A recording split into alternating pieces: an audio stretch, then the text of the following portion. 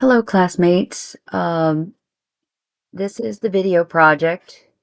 I chose topic 2, child observation. Observe and interact with a child known to you for at least an hour. Describe at least 5 concepts from your learning in this class in the video that you observed in this child. I conducted the observation at my home in the southeast area of Ocala, Florida. I observed my great niece and her 2 friends that came over to visit. My great niece lives with me. And my great niece is named Samantha. She just turned 10. Her friend Anna came over. She is 11. And her friend Cameron is 9. When her friends showed up, she told them that we had animals. We have 2 dogs, a bird, and currently a cat. Samantha showed her friends the cat. She's very friendly, and they wanted to know what kind of cat she was because she really didn't look like a normal cat. Samantha explained that she was a Siamese and that her name is Bootsy. And Samantha told them that it was her cat. She'd got it for her birthday.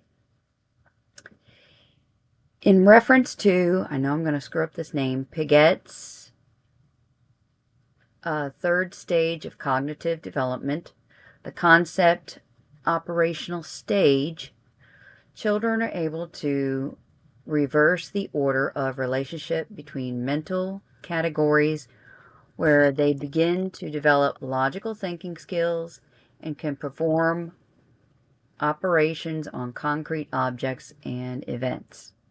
This is the concept I learned in the class that Samantha understands. Bootsy is not just an animal, but a cat, and she's a Siamese, and she's hers. While the kids were here, I decided that we were going to make some chocolate homemade fudge. So all we needed were a few ingredients, and I showed them how to make it. We used a 12-ounce bag of semi-sweet chocolate chips, a 14-ounce can of sweetened condensed milk, and a teaspoon of vanilla extract. I grabbed a 9 by 9-inch pan and lined it with parchment paper and set it aside. I showed Samantha how to put the chocolate chips and the semi-sweet condensed, or the sweetened condensed milk into a large bowl. I showed Anna how to microwave the ingredients in a bowl for 1 minute. And then I let Cameron stir the ingredients, letting the residual heat do as much melting as possible. If it needed another 30 seconds, we'd just do another 30 seconds. But it was just right. So Anna added a teaspoon of the vanilla, and we stirred it carefully. After we combined everything together, we quickly poured it into the pan and spread it out evenly. The kids decided that they wanted a little bit of caramel on top, so I'd happen to have some caramel. I let Cameron drizzle some caramel on the top, and we took a knife and kind of spooned it around a little bit.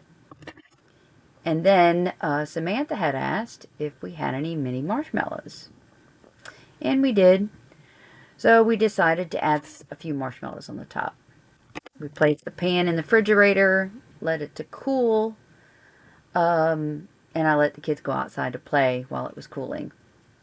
It takes about an hour in the fridge. We eventually pulled it out of the fridge, and I let the kids cut it up, and that's what we had for treats. So according to Vygotsky's theory of scaffolding, part of the educational concept zone of proximal development is a set of skills or knowledge a student cannot do on their own, but can do with the help or guidance of someone else. It is the skill level just above where the students currently are, and the instructor or peer helps the student expand their learning more than they would be able to do on their own. That is the concept I learned while in the class when helping make the fudge for the kids. Now, the kids were getting bored outside and we started to argue, so they came back in. Samantha wanted to play video games, but Anna wanted to stay outside. Now, Cameron wanted to play video games, but he didn't want to play the same as Samantha. And Samantha didn't understand why they didn't want to do what she wanted to do. So, I had to go talk to her about that. But in this particular instance, Samantha was portraying Baguette's pre-operational stage of cognitive development, which refers to concept of egocentrism. It is the inability to differentiate between self and others. More specifically, it is the inability to accurately assume or understand any perspective other than your own. Egocentrism is found across the lifespan of infancy, early childhood, adolescence, and adulthood. Which I agree. I know some people like that. So I decided to have the kids go back outside after they had the snack and settled down. I wanted to show them a game that I was taught when I was young. It's called Spud. So you throw the ball up in the air, everyone runs, and then when you catch the ball, everyone has to freeze. So you throw the ball towards the closest person to hit them. And if you hit them, then they're it, and everyone else runs. If not, then you must chase them. So, kind of like tag with the ball. So, whoever gets hit is the person that's it. And after I showed them a few times, hopefully they would get the concept. And that would keep them busy for a while outside. So in reference to Albert Bandura's social learning theory, observational learning, it's also known as shaping and modeling, is the process of learning by watching the behavior of others. Targeted behavior is watched, memorized, and then mimicked. Well, the kids got tired of playing outside again and came in and got something to drink. Samantha was upset because she didn't like the way Cameron was playing. And so I went in to talk to her. She didn't really want to talk, started crying. She said Cameron was being too hard on her. I talked to her, calmed her down, and reassured her that he didn't mean it. Only her feelings were hurt. She wasn't hurt. And this refers to Bandura's theory of self-regulation, the ability to understand and manage your behavior and reactions to feelings and things happening around you. Now, I understand Samantha's not mastered this trait. This is something we'll have to work on. Well, the project,